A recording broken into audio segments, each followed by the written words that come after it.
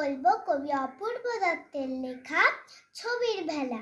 আমি তখন ছোট্ট ছিলাম, একেবারে কুটি। দিদির সঙ্গে অষ্টপ্রহর করতাম খুনসুটি।